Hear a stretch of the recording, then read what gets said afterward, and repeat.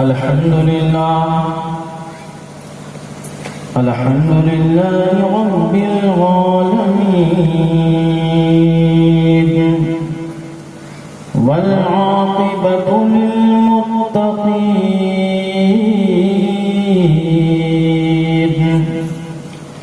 والصلاة والسلام على رسوله سيد المرسلين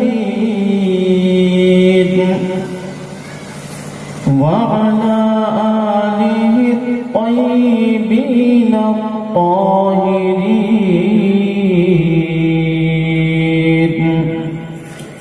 وأزواجه الطاهرات أمهات المؤمنين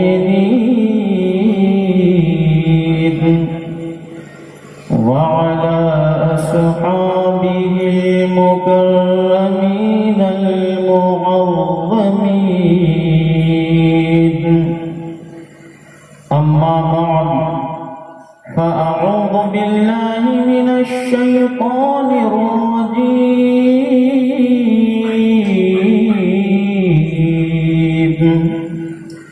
بسم الله الرحمن الرحيم.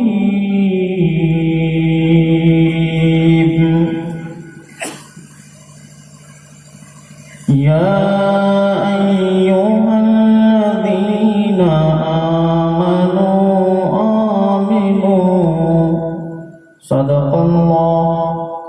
صدق الله مولانا العظيم وبلغنا رسوله النبي الأمين الكريم المكين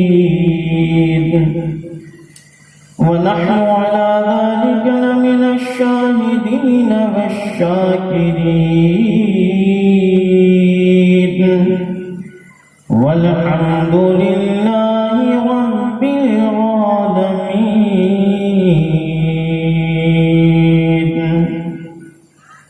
حضرات محترم، آئیے سب سے پہلے زندگی کے ساتھ، پوری زندہ دلی کے ساتھ آقائے نامدار مدینے کے تاجدار سید ابرار و اخیار، کائنات گیتی کی اولین فصل بہار، نبی رحمت شفیع امت، مصطفیٰ جان رحمت، شمع بزم ہدایت، نوشہ بزم جنت، کانے لالے کرامت، مادن جود و حکمت، نیر برج رفعت، احمد مصطفیٰ محمد مصطفیٰ صلی اللہ علیہ وسلم کی بارگاہ ناز میں درود پاک کا نذرانہ پیش کریں. اللہم صلی علی سیدنا و شفیعنا مولانا محمد بارک وسلم. صلو علیہ الصلاۃ والسلام علیک یا رسول اللہ صلی اللہ تعالی علیہ وسلم. مومن کیا ہے؟ اعلیٰ حضرت فرماتے ہیں مومن وہ ہے جو ان کی عزت پہ مرے دل سے. مومن کیا ہے؟ مومن کسے کہتے ہیں؟ اعلیٰ حضرت امام اہل سنت، کنز الکرامت، جبل الاستقامت، اہل سنت کے تاجدار، سنیوں کے خنخوار امام احمد رضا فرماتے ہیں مومن وہ ہے جو ان کی عزت پہ مرے دل سے، تعظیم بھی کرتا ہے نجدی تو مرے دل سے، تعظیم بھی کرتا ہے نزدی تو مرے دل سے. واللہ کو سن لیں گے، فریاد کو پہنچیں گے، واللہ کو سن لیں گے، خدا کی قسم اے فریادوں کی سرزمین کے غیور مسلمانوں، سنیوں، تم یہاں سے اپنے نبی کو آواز دو گے، گنبد خضرا کے مکی، گنبد خضرا سے تمہاری آواز کو سن لیں گے. میرے نبی کی قوت سماعت اتنی بلند ہے، اتنی عرفہ و اعلیٰ ہے. اعلیٰ حضرت فرماتے ہیں دور و نزدیک کے سننے والے وہ کام، گانے لانے کرامت پہ لاکھوں سلام. یہ شان میرے نبی کی قوت سماعت کی ہے. میرے نبی کو تم یہاں سے آواز دو گے، وہ وہاں تمہاری آواز سنیں گے، واللہ کو سن لیں گے، فریاد کو پہنچیں گے. اتنا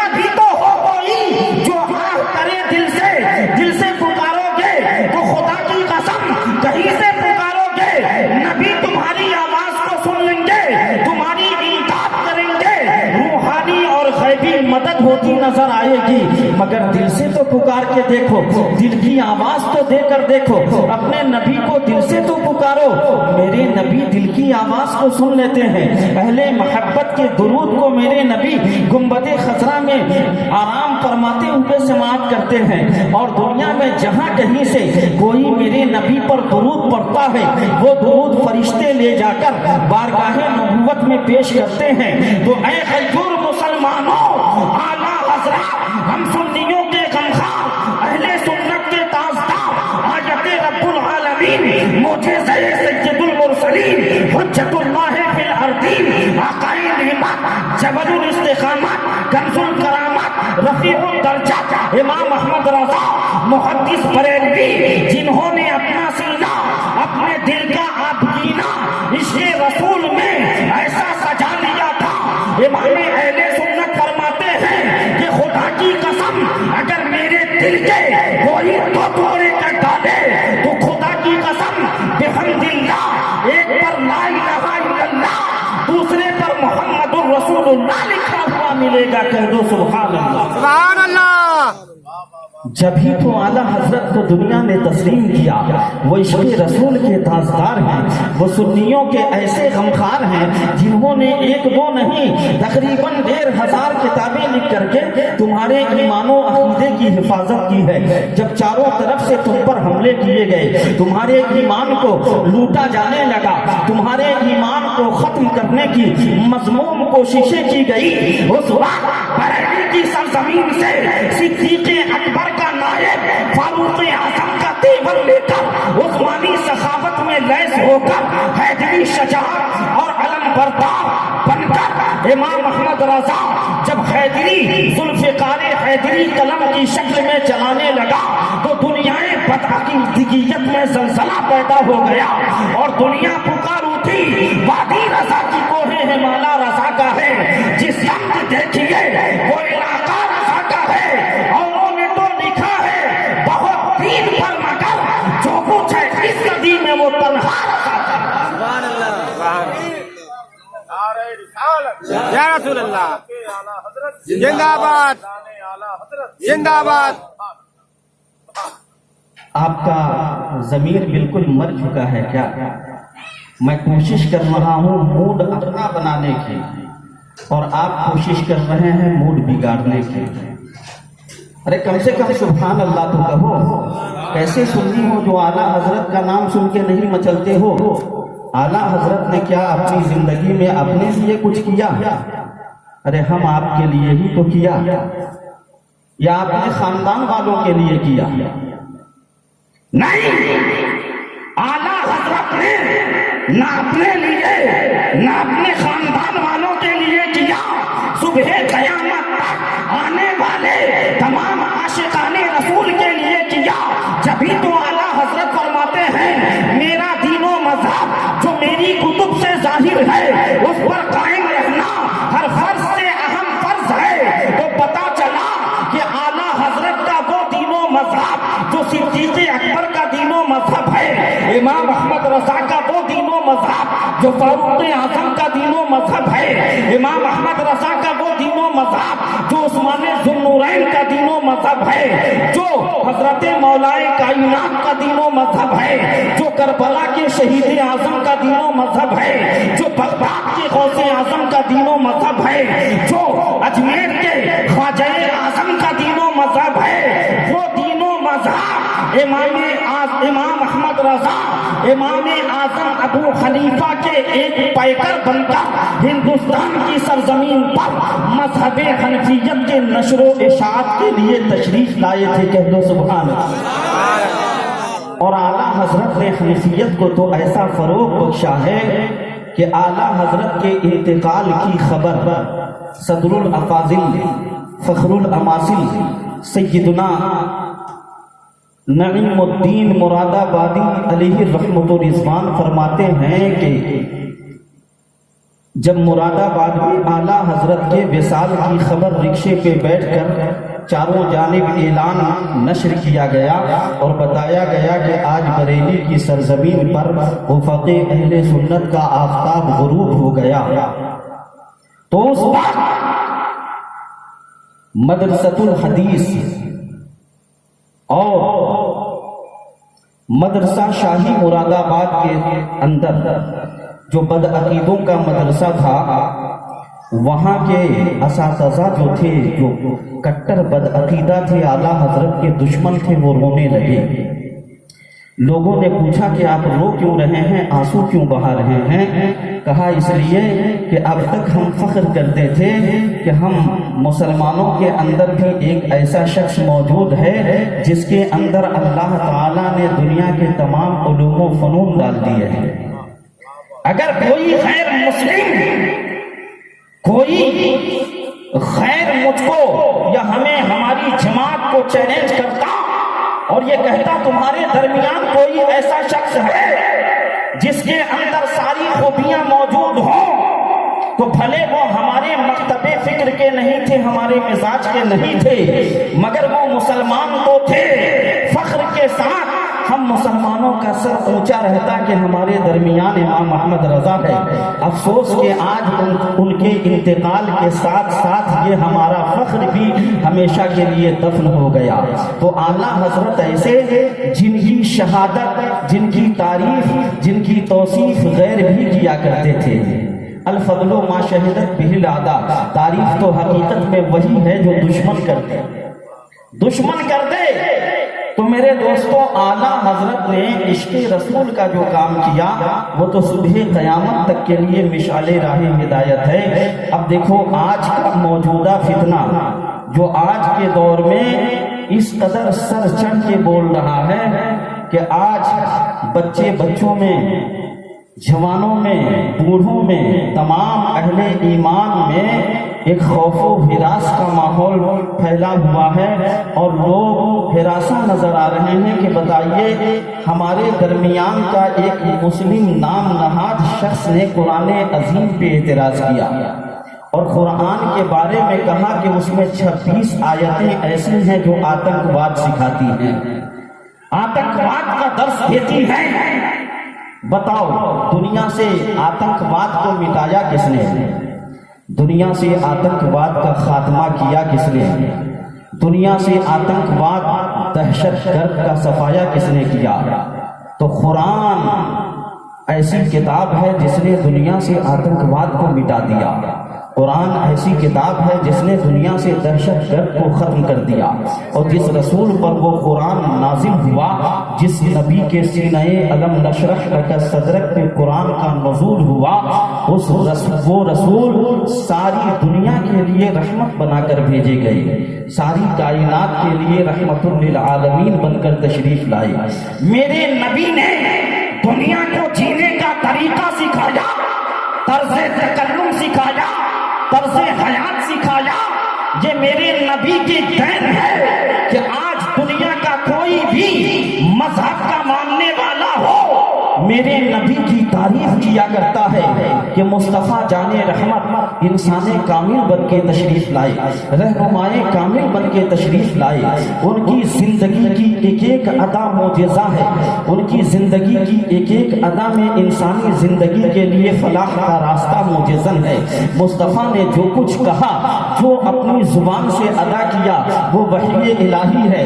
وہ زبان ایسی زبان ہے، ایسی زبان ہے کہ زبان مصطفیٰ کی ہے، کلام خدا کا ہے۔ قرآن کہتا ہے وما ينطق عن الهوى ان هو وحی الا یوحی۔ اے محبوب، جو آپ بولتے ہیں وہ آپ نہیں بولتے، آپ کی زبان سے آپ کا رب تعالیٰ بولتا ہے۔ کہہ دو سبحان اللہ۔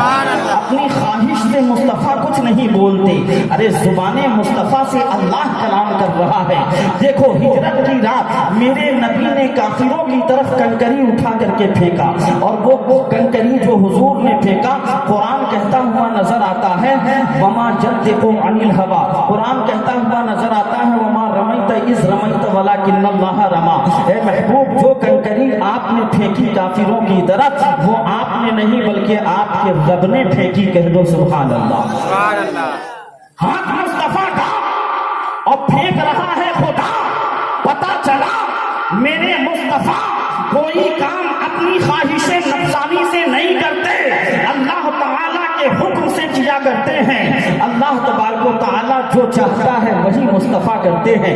اعلیٰ حضرت فرماتے ہیں خدا کی رضا چاہتے ہیں تو عالم, خدا چاہتا ہے رضائے محمد, مکہ عرش ان کا, فلک فرش ان کا, ملک خادمان سرائے محمد صلی اللہ تعالی علیہ وسلم. رضا دل سے اب وزد کرتے گزریے کہ ہے رب سلیم صدائے محمد, کہ ہے رب سلیم صدائے محمد. اب جو اسلام اور قرآن کے اوپر آتنکواد کا الزام لگاتا ہے, دہشت گرد کا الزام لگاتا ہے, ان ظالموں کو میں بتا دینا چاہتا ہوں, ان عقل کے اندھوں کو میں سمجھا دینا چاہتا ہوں. ابے وہ ظالموں, جب اسلام کا ابتدائی دور تھا مکے کی سرزمین پر, بولو مسلمانوں کے ساتھ کتنے مظالم کیے گئے, ان کے ساتھ ظلم و بربریت کے طوفان توڑ دیے گئے, ایسے ایسے ظلم و بربریت پیش کیے گئے کہ تاریخ کانپتی ہوئی نظر آتی ہے, تاریخ خون بہاتی ہوئی نظر آتی ہے. شعبے ابی طالب نے کون بھوکا پیاسا رہ کر درختوں کی پتیاں کھا کر کے زندگی گزارا. بولو حضرت عمار اور ان کے حضرت عمار بن یاسر کو کس طرح کی اذیتیں دی گئی, حضرت سمیہ کو کس طریقے سے پریشان کیا گیا, ان کی شہادت کی گئی, ان کو شہید کر دیا گیا. اسلام کی سب سے پہلی شہید خاتون حضرت سمیہ ہیں, حضرت عمار بن یاسر کی ماں. تو بولو کس طریقے سے مسلمانوں پہ ظلم کیا گیا. حضرت بلال حبشی کو گرم چٹانوں پہ لٹایا گیا, ان کے اوپر طرح طرح کے ظلموں پر بربریت کے نشان ڈالے گئے, ان کے اوپر گرم پتھر ڈالا گیا, انہیں جو ہے طرح طرح کی مصیبتوں میں ڈالا گیا. مگر حضرت بلال حبشی مصطفیٰ کے عشق میں اتنے مست و بے خود ہو چکے تھے کہ بلال نے کہا کہ یہ جان مانگو تو جان دیں گے, یہ مال مانگو تو مال دیں گے, مگر یہ ہم سے کبھی نہ ہوگا, نبی کا جاہو جلال دیں گے. یہ صحابہ کا ایمان تھا. ظلم کس کے ساتھ کیا گیا؟ آج تم یہ الزام لگاتے ہو کہ اسلام دہشت گرد کا درس دیتا ہے, قرآن دہشت گرد کی تعلیم دیتا ہے. ابے قرآن نے تو دہشت گرد کو ختم کیا ہے, اسلام نے تو دہشت گرد کو جڑ سے مٹا دیا ہے. اگر اسلام نہ ہوتا, قرآن نہ ہوتا تو دہشت گرد آج بھی پوری دنیا میں پرپتا ہوا نظر آتا. یہ تو اسلام کا درس حیات ہے, یہ تو اسلام کا طرز عمل ہے, قرآن کا نظام تعلیم ہے جس نے دنیا سے دہشت گردی کو ختم کر دیا. اور یہ وہ قرآن ہے کہ جس میں کبھی تبدیلی نہیں ہو سکتی. اللہ فرماتا ہے لا تبدیل لکلمات اللہ, یہ وہ کتاب ہے جس میں صبح قیامت تک تبدیلی کی کوئی گنجائش ہی نہیں ہے. تو آج وسیم رضوی جیسا ظالم ناپاک شیطان اگر اس کی طرح کروڑوں یزیدی کتے پیدا ہو گئے, کافروں کی اولاد پیدا ہو گئی, تو قرآن کا کچھ نہیں بگڑے گا. قرآن کی ایک آیت نہیں مٹائی جا سکتی, قرآن کا ایک حرف نہیں مٹایا جا سکتا, قرآن کا ایک نقطہ نہیں مٹایا جا سکتا. یہ قرآن تو منزل من اللہ ہے, یہ قرآن منزل من السماء ہے, اللہ کی طرف سے نازل کیا گیا ہے. اللہ تبارک و تعالیٰ نے قرآن کو نازل کیا تو دین مکمل فرما دیا. الیوم اکملت لکم دینکم واتممت علیکم نعمتی ورضیت لکم الاسلام دینا. اے محبوب, آج میں نے آپ کے لیے آپ کا دین مکمل فرما دیا, اپنی نعمتیں آپ پر تمام فرما دی, اور اے محبوب ہم نے آپ کے لیے پسندیدہ دین اسلام کو قرار دیا. کہہ دو سبحان اللہ. سبحان اللہ. قرآن اور اسلام مکمل ہو چکا ہے. اب اس میں جو چیزیں آئیں گی قرآن اور اسلام سے ریلیٹیو ہی آئے گی, اس کے علاوہ کچھ نہیں آ سکتی, اس کے علاوہ کچھ نہیں آ سکتی. دیکھو 14ویں صدی میں حضور مفتی اعظم عالم اسلام سرکار مفتی اعظم ہند علی رحمت الرضوان جو شہزادے اعلیٰ حضرت ہیں, تاجدار اہل سنت ہیں, حضور مفتی اعظم کے زمانے میں ایمرجنسی کا دور تھا اور قرآن کے اوپر آنچ آئی. اندرا گاندھی کی حکومت تھی اور اس نے نسبندی کو جائز کرنے کے لیے تمام مکتب فکر کے لوگوں کو خرید لیا. سارے سرخرید مولوی خرید لیے گئے, نسبندی کی حمایت میں فتویٰ دیا. مفتی اعظم تنے تنہا وہ مرد مجاہد تھے جنہوں نے یہ فرمایا کہ نسبندی حرام ہے اشد حرام ہے۔ اس پر مفتی اعظم ہند علی رحمت الرضوان کے مزاج کو بدلنے کے لیے اندرا نے فخر الدین علی احمد جو اس وقت کا راشٹرپتی تھا اس کو بریلی بھیجا، جاؤ بریلی کسی ترکیب سے اس مولوی کو خرید لو، اس مفتی کو جتنی دولت چاہیے، جس قدر جاگیروں کی ضرورت ہو ہم جاگیریں دینے کو تیار ہیں، جتنی دولت چاہیے ہم دولت دینے کو تیار ہیں، مگر ان سے اس فتوے کے خلاف دستخط لے لو، اس سے رجوع کروا لو، اس فتوے کو ریجیکٹ کروا لو، تو جتنی دولت انہیں چاہیے دے دو۔ مگر جب وہ فخر الدین علی احمد بریلی آیا، 4 دن تک کے حضور مفتی اعظم سے ملنے کے لیے وہ بہت پریشان رہا۔ سرکار مفتی اعظم عالم اسلام نے ملنے تک کا پرمیشن نہیں دیا، اور جب اس نے کسی سے خبر بھجوایا، جا کر کے کہہ دو اور بتا دو کہ حکومت ہند انہیں مالا مال کرنا چاہتی ہے، جتنی دولت چاہیے ہم دینے کو تیار ہیں، جتنی جاگیریں چاہیے ہم دینے کو تیار ہیں، شرط یہ ہے کہ انہوں نے جو فتویٰ دیا ہے اس فتوے سے رجوع کر لیں، اس فتوے کو ریجیکٹ کر دیں اور یہ کہہ دیں کہ یہ فتویٰ غلط ہے۔ اب ہم بھی نسبندی کے جواز کے قائل ہیں، مگر حضور مفتی اعظم ہند کے کانوں تک یہ جب بات پہنچی، سرکار مفتی اعظم ہند فرماتے ہیں یہ بریلی ہے بریلی، یہاں فتوے نہیں بدلے جاتے، یہاں ضرورت پڑنے پر حکومتیں بدل دی جاتی ہیں۔ مصطفیٰ رضا اپنی جان کو دے دے گا مگر قرآن کے عظمت پہ آنچ نہیں آنے دے گا، کہہ دو سبحان اللہ۔ یا رسول اللہ سرکار مفتی اعظم عالم زندہ باد۔ وہ حضور مفتی اعظم جن کے بارے میں مرشد برحق حضور تاج الشریعہ علیہ رحمت الرضوان فرماتے ہیں، متقی بن کر دکھائے اس زمانے میں کوئی، متقی بن کر دکھائے اس زمانے میں کوئی، ایک میرے مفتی اعظم کا تقویٰ چھوڑ کر۔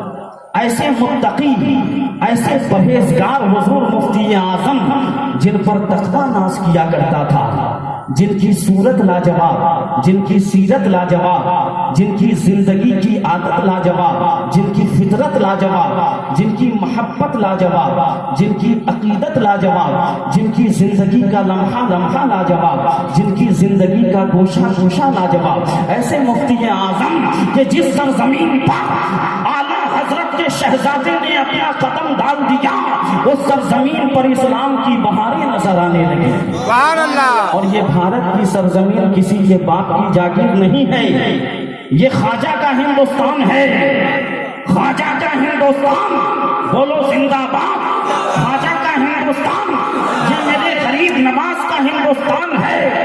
یاد کرو مسلمانوں، جب خواجہ کو ہٹانے کے لیے، بھگانے کے لیے پرتھوی راج چوہان کے چند گرگے پہنچے اور کہا کہ اے بابا یہاں سے اٹھو، یہاں سے جاؤ، ہمارے بادشاہ نے تمہیں یہاں سے بھگانے کا حکم دیا ہے، تو مسکراتے ہوئے غریب نواز نے فرمایا تھا کہ ارے او راجا کے کتے، تمہارے راجا نے مجھے یہاں سے بھگانے کے لیے تمہیں بھیجا ہے، اور مدینے کے راجا نے مجھے پورے بھارت کا مہاراجا بنا کے بھیجا ہے، کہہ دو سبحان اللہ۔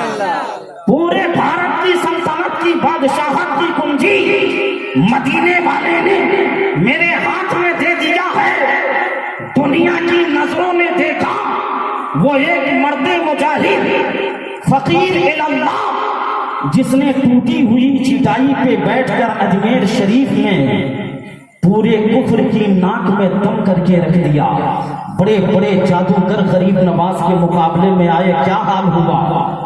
بڑی بڑی جادوئی مادی طاقتیں غریب نواز سے مقابلہ کرنے کے لیے نبرد آزما ہوئی، ان کا کیا حال ہوا؟ میرے غریب نواز کے سامنے اخیر میں جے پال جوگی کو لایا کہ یہ ہمارا خاندان جادوگر، خاندانی جادوگر ہے، یہ ضرور ہماری حفاظت کرے گا۔ کہا جا کسی طریقے سے اس فقیر کو یہاں سے بھگا دے۔ کہا یہ تو میرے بائیں ہاتھ کا کھیل ہے، یہ تو میں اپنے بائیں ہاتھ سے کر ڈالوں گا، اس فقیر کی حیثیت کیا ہے جو میرے سامنے ٹکے؟ لہٰذا وہ ہوا میں اڑنے لگا۔ غریب نواز نے پوچھا کہ اوپر کیا کر رہا ہے؟ نیچے آ۔ کہا نہیں بابا بابا میں نیچے نہیں آؤں گا. کہا کیوں؟ کہا اس لیے کہ آپ نے جب اتنے بڑے ساگر کو ایک چھوٹے سے مشکیزے میں بھر لیا اور پورے ساگر کو سما لیا تو مجھے کہیں ایسا نہ ہو کہ زمین پہ اگر آؤں تو چھوٹی سی شیشی میں بند کر دو. اس لیے زمین پہ نہیں آؤں گا, مقابلہ آسمان پہ ہوگا. تو غریب نواز نے فرمایا کہ ٹھیک ہے, تیرے کفر کے نشہ کو اتارنے کے لیے معین الدین کا کھڑاون ہی کافی ہے. اور ساری دنیا نے دیکھا کہ غریب نواز کے کھڑاون نے کیا حال کیا جے پال جادوگر کا. جب دونوں کھڑاون اس کے سر پہ پڑنے لگے, تڑا تڑ مارتے پیٹتے لانے لگے نیچے, تو پرتھوی راج چوہان کے گرگے جادوگر جوگی جے پال نے کہا کہ اب تک تو غلط جگہ پہ گرتا رہا, آج بالکل صحیح جگہ پہ گروں گا. اس نے کہا اے خواجہ, جب تیرے طلبوں کے کمال کا یہ عالم ہے تو اے میرے خواجہ تیرے جلووں کے کمال کا عالم کیا ہوگا. جب تیری طاقت کا اندازہ دنیا کی کوئی طاقت نہیں لگا سکتی تو مدینے والے مصطفیٰ کی طاقت کا اندازہ کون لگا سکتا ہے. اے خواجہ جب تیری عظمت کو کوئی سمجھ نہیں سکتا تو تیرے دادا حسین اعظم کی عظمت کو کوئی کیا سمجھ سکتا ہے. فوراً ہی قدموں پہ گرا اور اسلام قبول کر کے مسلمان ہو گیا. بولو ہوا کہ نہیں ہوا؟ آج قرآن پہ حملہ. قرآن کیا ہے؟ ارے قرآن کیا ہے؟ یہ ہماری جان سے بھی زیادہ قیمتی اثاثہ ہے, ہماری جان سے بھی زیادہ قیمتی اثاثہ ہے. اللہ تعالیٰ کی وہ مقدس کتاب جس میں دنیا کی تمام تر اور خشک چیزوں کا ذکر ہے. اللہ فرماتا ہے ولا رتم ولا یابس الا فی کتاب مبین. دنیا میں کوئی تر اور خشک چیز ایسی نہیں ہے جس کا ذکر قرآن مجید میں موجود نہ ہو.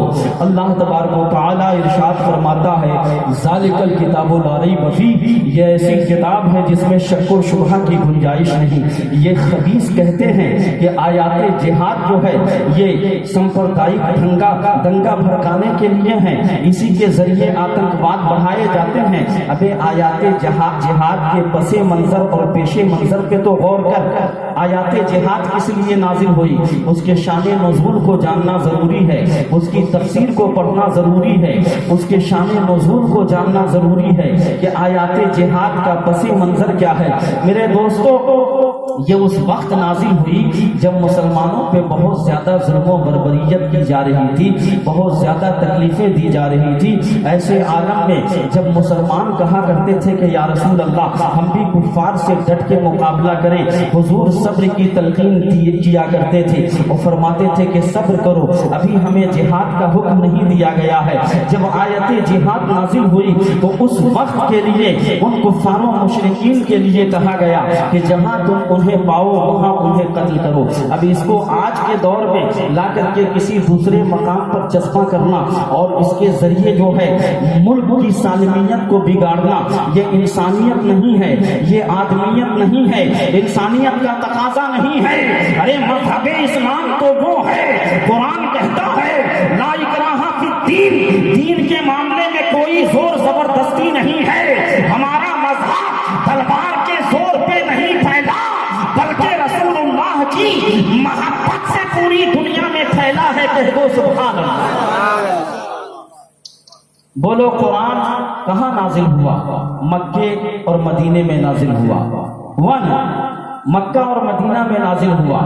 اب یہ بتائیے کہ قرآن کو لانے کے لیے آپ کی پیریاتوں کی سرزمین سے کوئی گیا تھا مکہ مدینہ, یا ہندوستان سے گیا تھا, یا جرمن جاپان یا پاکستان یا انگلستان کہیں سے کوئی گیا تھا قرآن لانے؟ ارے یہ تو قرآن کا فیضان ہے کہ ساری کائنات کی کتابوں کو اگر سمندر میں غرق کر دو, صرف تنہا قرآن ہی ایک ایسی کتاب ہے جو پھر سے وجود میں آ جائے گی. اس لیے کہ اللہ تبارک و تعالیٰ فرماتا ہے انا نحن نزلنا الذکر وانا لہ لحافظون, یقیناً ہم ہی اس قرآن کو کو نازل کیا ہے، ہم نے ہی اس قرآن کو نازل کیا ہے اور ہم خود ہی اس کے نگہبان ہیں۔ تو میرے دوستو، قرآن کی حفاظت کا ذمہ تو خود اللہ تبارک و تعالیٰ نے لیا ہے۔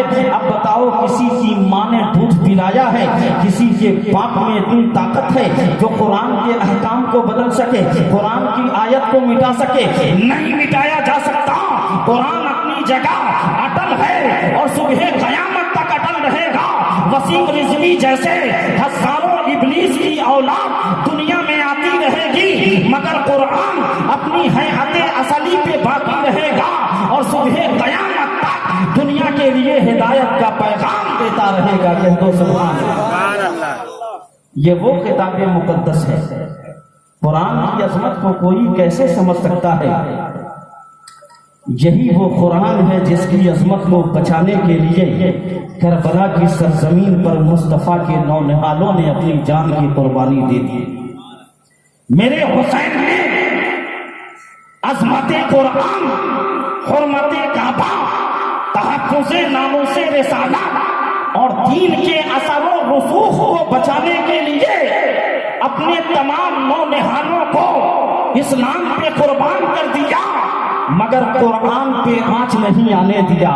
اور ایسے عالم میں بھی، جنگ کے میدان میں بھی حسین اعظم قرآن کی تلاوت کرتے ہوئے نظر آئے۔ ارے جنگ کی بات تو دور ہے، سر حسین اپنے جسم سے جدا ہونے کے بعد ظالموں کے نیزے پہ بلند ہو کر بھی قرآن پڑھ کے دنیا کو یہ بتا دیا، اے ظالموں، اے وسیم رضوی جیسے شیطانوں، کان کھول کر کے سن لو، جب حسین کا کٹا ہوا سر نیزے پہ قرآن پڑھ سکتا ہے تو یہ بھارت کی سرزمین پہ جو 40 کروڑ مسلمان ہیں، یہ تو زندہ ہیں، زندہ دل ہیں، یہ اپنی جان دے دیں گے مگر قرآن کی عظمت پہ آج تک نہیں آنے دیں گے۔ بولو ہے کہ نہیں؟ یہ ہمارا ایمان ہے کہ نہیں؟ ارے ہمارے جان سے زیادہ قیمتی اثاثہ قرآن ہے کہ نہیں؟ بولو ہے کہ نہیں؟ اب ایسے یزیدی کتے اگر آتے رہے، اور نام کیا رکھا ہے معاذ اللہ، وسیم رضوی، دیکھیے مسلم نام رکھ کر یہ کافر کی اولاد، RSS کا کتا، پالتو جانور، یہ خنزیر سے بھی زیادہ بدتر ناپاک جانور قرآن پہ حملہ کر رہا ہے۔ اس سے بڑھ کر ناہنجار بد کردار پوری دنیا میں کوئی ہو سکتا ہے؟ بولو ہو سکتا ہے؟ نہیں ہو سکتا۔ اور میں حکومت ہند کو یہ پیغام دیتا ہوں، سید ابرار القادری یہ پیغام دیتا ہے ایسے ظالموں کو جو آپسی بھائی چارگی کو ختم کرے اور ہندوستان کی سالمیت کو خطرہ پہنچائے، ایسے ظالم کو فوراً پھانسی پہ لٹکا دینا چاہیے، فوراً پھانسی پہ لٹکا دینا چاہیے۔ اس کا وجود ناپاکی زمین کے لیے بوجھ ہے، اس کو موت کی سزا ملنی چاہیے، اس لیے کہ وہ ایک دو کا نہیں، کروڑوں دلوں کا گستاخ ہے۔ دیکھو غازی ممتاز قادری، جس کے سامنے سلمان تاثیر نے رسول اللہ صلی اللہ علیہ وسلم کی شان میں گستاخی کی، وہ ایک مومن تھا جس کے دل میں ایک جوش پیدا ہوا، ولولہ پیدا ہوا کہ میرے نبی کی شان میں یہ گستاخی کرے اور میں زندہ رہوں، لعنت ہے ایسی زندگی پر۔ اٹھایا بندوق، 27 گولیاں اس کے سینے پہ مار دی، 27 گولیاں مار کر اسے جہنم میں پہنچا دیا۔ اور پھر غازی ممتاز قادری کو شہادت کا جام نصیب ہوا، کہہ دو سبحان اللہ۔ غازی ممتاز قادری رحمت اللہ علیہ سیدھے جنت میں پہنچے، کہہ دو سبحان اللہ۔ اس لیے کہ ناموس رسالت پہ اپنی جان قربان کرنے والا، خدا کی قسم اس کی زندگی رائے گاں نہیں جاتی، اس کی جان بیکار نہیں جاتی، جان دی ہوئی اسی کی تھی۔ حق تو یہ ہے کہ حق ادا نہ ہوا، حق تو یہ ہے کہ حق ادا نہ ہوا۔ اور مسلمانوں نہ گھبراؤ، خدا کی شان باقی ہے، ابھی اسلام زندہ ہے، ابھی قرآن باقی ہے۔ یہ ظالم کیا سمجھتے ہیں جو اپنے دل میں ہنستے ہیں، ابھی تو کربلا کا آخری میدان باقی ہے۔ ہے قول محمد قول خدا، فرمان نہ بدلا جائے گا، بدلے گا زمانہ لاکھ مگر قرآن نہ بدلا جائے گا۔ اور اسلام وہ پودا ہے، کاٹو تو ہرا ہوگا، تم جتنا تراشو گے اتنا ہی یہ ابھرے گا، تم جتنا تراشو گے اتنا ہی یہ ابھرے گا۔ اسلام کو مٹانے کے لیے بڑے بڑے فتنے دنیا میں پیدا ہوئے، تاتاری فتنہ پیدا ہوا، ہلاکو خان اسلام کو مٹانے کے لیے چلا تھا، اس کا وجود مٹ گیا، اس کے وجود سے آنے والی نسلوں نے کلمہ پڑھ کے اسلام کا کام کیا۔ بولو کیا کہ نہیں کیا؟ اللہ تبارک و تعالی دین کا کام جس سے چاہتا ہے لیتا ہے۔ امریکہ کے ایک بہت بڑے سائنسداں فلاسفر نے اس بات کی پشٹی کی کہ میں قرآن کے اگینسٹ میں، اس کے خلاف اس کی تحقیق کر رہا تھا، ریسرچ کر رہا تھا کہ قرآن جو ہے دہشت گردی کی تعلیم دیتا ہے، اور ریسرچ کرتے کرتے میں خود مسلمان ہو گیا۔ کہہ دو سبحان اللہ، میں خود مسلمان ہو گیا۔ ایسی لاجواب نعمت، ایسی شاندار کتاب، اور اب تو دنیا فرعون کی لاش کو ریسرچ کر کے قرآن کی عظمت کا لوہا مان رہی ہے۔ ابھی جو ہے ایک ملک میں پتھروں کی بارش ہوئی ہے، اور اس کا ذکر قرآن میں صرف موجود ہے، دنیا میں اور کسی کتاب میں موجود نہیں ہے۔ سائنسدانوں نے اس سے بھی اس کی پشٹی کی ہے کہ یہی وہ کتاب آسمانی ہے جو اللہ کی کتاب ہے، اس میں پہلے سے ہی یہاں اس سرزمین پہ پتھر کی بارش کا ذکر موجود ہے۔ بات سمجھ میں آ رہی ہے؟ تو قرآن قیامت تک کے لیے مشعل راہ ہدایت ہے، اور اس کا ایک ایک نقطہ مومنوں کے لیے زندگی کا پیغام ہے۔ بلکہ یوں کہہ لو، حضرت علی شیر خدا فرماتے ہیں کہ قرآن کے سورہ فاتحہ کی اگر میں تفسیر لکھنا شروع کروں تو 70 اونٹوں کا بوجھ کتابوں سے لگ جائے، یعنی اتنی ضخیم تفسیر ہوگی۔ اور حضرت سلمان فارسی صحابی رسول رضی اللہ تعالی عنہ فرماتے ہیں کہ جب میرے اونٹ کی نکیل گم ہو جاتی ہے تو میں اسے قرآن میں جا کے ڈھونڈ لیتا ہوں، قرآن میں جا کے تلاش کر لیتا ہوں۔ تو قرآن میں ہر چیز کا بیان ہے، تبیانا لکل شیء، ہر چیز کا ظاہر بیان ہے، مگر علم جس کا جتنا ہے وہ وہیں تک سمجھے گا، اور جس کو ناک پوچھنے کی تمیز نہیں ہے وہ قرآن کے آیات جہاد کو کیا سمجھ سکے گا؟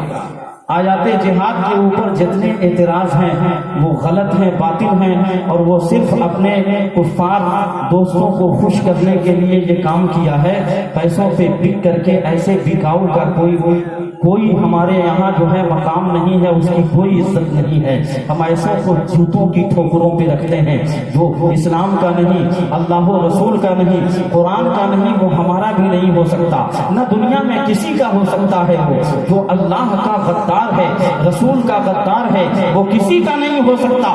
وہ اپنے آپ کو شیعہ کہنے والا ظالم مولائے کائنات شیر خدا کا بھی نہیں ہو سکتا، وہ تو ظالم و جابر ہے۔ اور ایسا ظالم جو ابھی صرف عذاب الہی کی گرفت میں آنے والا ہے، اور اللہ تعالیٰ کا عذاب ضرور اسے اچک لے گا، اس لیے کہ دنیا سے بڑے بڑے فتنوں کا خاتمہ ہوا، بڑے بڑے ظالموں کا خاتمہ ہوا۔ فرعون آیا، دنیا میں مٹا دیا گیا، نمرود آیا، وہ بھی ظلم و بربریت کا طوفان گرم کیا، مٹا دیا گیا، بڑے بڑے ظالم و جابر آتے رہے، قارون آیا، وہ بھی مٹا دیا گیا۔ اس طریقے سے جتنے ظالم و جابر آتے رہے سب کا خاتمہ کیا گیا۔ تو یہ 2 کوڑی کا کتا وسیم رضوی کیا ہے؟ اس کی تو کچھ حیثیت بھی نہیں ہے، تو مچھر اور کھٹمل سے بھی زیادہ حیثیت نہیں رکھتا، اس کو تو کوئی پاؤں سے بھی مسل سکتا ہے۔ ایسے ظالموں کی کوئی حیثیت نہیں ہے۔ اور اے میرے دوستوں، یہ عظمت والدین کانفرنس ہے، اور عظمت والدین کے حوالے سے 2-3 باتیں بیان کر کے میں اپنی گفتگو کو ختم کر دوں گا۔ سننا چاہتے ہیں یا آپ لوگ تھک گئے آپ لوگ؟ ختم کر دیں۔ عظمت والدین کے حوالے سے 2-3 باتیں سنا دوں، اس لیے کہ عظمت والدین کانفرنس کا نام ہے، عظمت والدین کے حوالے سے بھی بیان کر دوں۔ دور حاضر میں جس فتنے نے سر اٹھایا ہے اس کا ذکر بھی مناسب تھا۔ تو میرے دوستو، عظمت والدین قرآن کی روشنی میں تو آپ نے سنا کہ قرآن کہتا ہے وَبِالْوَالِدَيْنِ احسانا، اپنے والدین کے ساتھ حسن سلوک پیش کرو۔ میرے نبی فرماتے ہیں من سخط الوالدین فقد سخط ربہ ومن رضی الوالدین فقد رضی ربہ، جس نے اپنے ماں باپ کو ناراض کیا اس نے اپنے رب کو ناراض کر لیا، اور جس نے اپنے والدین کو خوش کیا اس نے اپنے رب کو خوش کر لیا، اپنے رب کی رضا حاصل کر لی۔ والدین کی بے شمار فضیلتیں ہیں۔ اللہ تبارک و تعالیٰ نے قرآن میں جگہ جگہ اپنی عبادت کا جہاں ذکر کیا ہے وہاں والدین کی اطاعت کا بھی ذکر کیا ہے کئی مقامات پر۔ اور میرے دوستو، حدیث رسول میں ہے ایک صحابی رسول حضور کی بارگاہ میں آئے، کہا یا رسول اللہ ہمارے حسن سلوک کا سب سے زیادہ مستحق کون ہے؟ سب سے زیادہ مستحق ہمارے حسن سلوک کا کون ہے؟ اللہ کے رسول نے فرمایا اموں کا تیری ماں۔ کہا ثم من، پھر اس کے بعد کون ہے؟ حضور نے فرمایا اموں کا تیری ماں۔ کہا ثم من، پھر اس کے بعد کون؟ حضور نے فرمایا اموں کا تیری ماں۔ یعنی 3 مرتبہ حضور نے فرمایا کہ تمہارے حسن سلوک کا سب سے زیادہ مستحق تمہاری ماں ہے۔ پھر سرکار دو عالم صلی اللہ تعالی علیہ وسلم سے صحابی رسول نے عرض کیا یا رسول اللہ ثم من، 4تھی مرتبہ، تب حضور نے فرمایا ابو کا، تیرا باپ۔ یعنی اس حدیث سے پتہ چلا کہ ماں کا مقام باپ سے 3 درجہ اوپر ہے۔ مگر میرے دوستو، اس کا یہ مطلب نہیں ہے کہ باپ کا مقام چھوٹا ہے، باپ کا مقام بہت بڑا ہے۔ جہاں ماں کی عظمتوں کو اجاگر کرتے ہوئے میرے پیغمبر نے فرمایا الجنت تحت اقدام امہاتکم، جنت تمہاری ماؤں کے قدموں کے نیچے ہے، وہیں میرے نبی نے فرمایا کہ تمہارا باپ جنت کا دروازہ ہے۔ تو جنت کے دروازے کی بھی حفاظت کرو، جب دروازہ ہی نہیں کھلے گا تو جنت میں جاؤ گے کیسے؟ اور میرے دوستوں، اس ضمن میں ایک واقعہ میں بیان کر دوں، اور صحابی کا مقام اتنا بڑا ہے کہ غیر صحابی سونے کا پہاڑ خیرات کر دے اور صحابی رسول 1 سیر جو خیرات کرے تو صحابی رسول کا 1 سیر جو خیرات کرنا غیر صحابی کے سونے کا پہاڑ خیرات کرنے سے زیادہ ثواب رکھتا ہے۔ دیکھیے مرتبہ صحابیت کتنا بلند ہے۔ حضرت علقمہ ہیں، صحابی رسول ہیں، جنتی ہیں۔ صحابی کے جنتی ہونے میں شک نہیں کوئی کر سکتا، کوئی مومن شک نہیں کر سکتا۔ صحابی رسول ہیں حضرت علقمہ، مگر جاکری کے عالم میں ان کی روح پرواز نہیں ہو رہی ہے، اٹکی ہوئی ہے۔ روح قبض عنصری سے پرواز نہیں ہو رہی ہے۔ رفتہ رفتہ یہ خبر رسول مقبول صلی اللہ علیہ وسلم تک پہنچی۔ حضور سرور کائنات صلی اللہ تعالی علیہ وسلم اپنے صحابہ کے ساتھ تشریف لائے، اور مخبر صادق صلی اللہ تعالی علیہ وسلم جو نبی زمین پہ بیٹھ کر عرش اعظم کو ملاحظہ کرتے ہوں، لوح محفوظ کو دیکھتے ہوں، اس نبی سے کیا پوشیدہ ہے جس نبی سے خود خدائے تعالی پوشیدہ نہیں رہا۔ اعلیٰ حضرت فرماتے ہیں اور کوئی غیب کیا تم سے نہا ہو بھلا، جب نہ خدا ہی چھپا تم پہ کروڑوں دور۔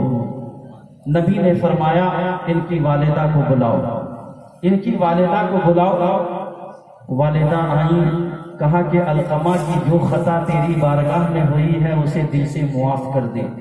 ماں نے کہا کہ یا رسول اللہ میں اسے معاف نہیں کر سکتی، اس نے میرا دل دکھایا ہے۔ تو آقائے کریم صلی اللہ علیہ وسلم نے حضرت بلال حبشی کو حکم دیا بلال لکڑیاں اکٹھا کرو۔ لکڑیاں اکٹھا کی گئی، کہا کہ ان لکڑیوں میں آگ لگاؤ۔ ماں نے پوچھا کہ یا رسول اللہ اس آگ کا کیا کریں گے؟ کہا تیرے بیٹے کو اسی میں جھونک دیں گے۔ ماں نے کہا کہ یا رسول اللہ میرے بیٹے کو میری نگاہوں کے سامنے آپ آگ میں جھونک دیں گے، میری ممتا کیسے برداشت کر سکے گی؟ دیکھیے ماں کی ممتا کتنی عظیم ہوتی ہے۔ ماں نے کہا کہ میری ممتا اس بات کو کیسے برداشت کر سکے گی؟ آقائے کریم نے فرمایا کہ جب تو دنیا کی آگ میں جلتا ہوا اپنے بیٹے کو نہیں دیکھ سکتی تو جہنم کی آگ میں جلتا ہوا کیسے دیکھ سکتی ہے؟ اب اتنا کہنا تھا کہ اس ماں نے کہا کہ یا رسول اللہ میں آپ کو اور تمام صحابیوں کو گواہ بنا کے کہتی ہوں کہ میں نے اپنے بیٹے کی خطا معاف کر دی۔ اب اتنا کہنا تھا کہ حضرت علقمہ کی زبان سے جاری ہوا اشہد ان لا الہ الا اللہ وحدہ لا شریک لہ واشہد ان محمد عبدہ ورسولہ۔ بات سمجھ میں آ رہی؟ اتنا کہنا تھا اور روح قبض عنصری سے پرواز کر گیا۔ سمجھ رہا ہوں وقت زیادہ ہوا، میں اپنی گفتگو کو یہیں پہ ختم کرتا ہوں، پھر انشاءاللہ کبھی زندگی نے وفا کیا تو میں آپ لوگوں کو سنانے کی کوشش کروں گا، کیونکہ دونوں حساس موضوع تھے، ان دونوں موضوع کو چھو کر کے گزرنا ضروری تھا، اور اس لیے میں نے تھوڑی سی روشنی اس پہ بھی ڈال دی۔ تو میرے دوستو، والدین کا مقام بہت بلند و بالا ہے۔ آقا کریم صلی اللہ علیہ وسلم نے جہاد میں جانے سے منع فرمایا کہ تیرے لیے جہاد یہی ہے کہ اپنے ماں باپ کی خدمت کر۔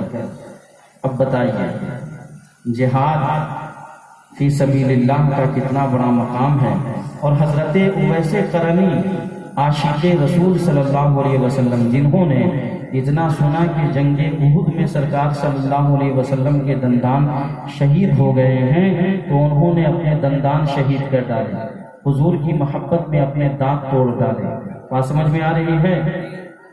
تو میرے دوستو، حضرت اویس قرنی جب بھی حضور سے ملاقات کے لیے قرن سے سوچتے تھے مدینہ شریف کی طرف آنے کے لیے، ان کی ماں طرف اٹھتی تھی اور کہتی تھی کہ بیٹے مجھے چھوڑ کے مت جا۔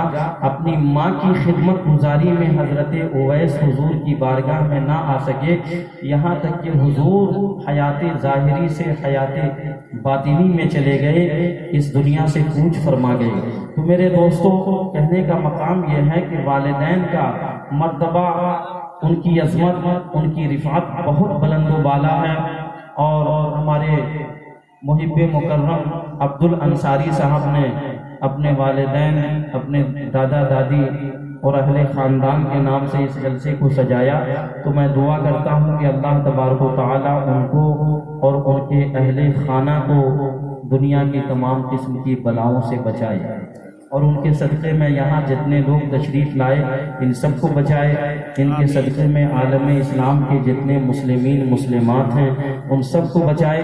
رب العالمین سب کو جزائے دارین عطا فرمائے۔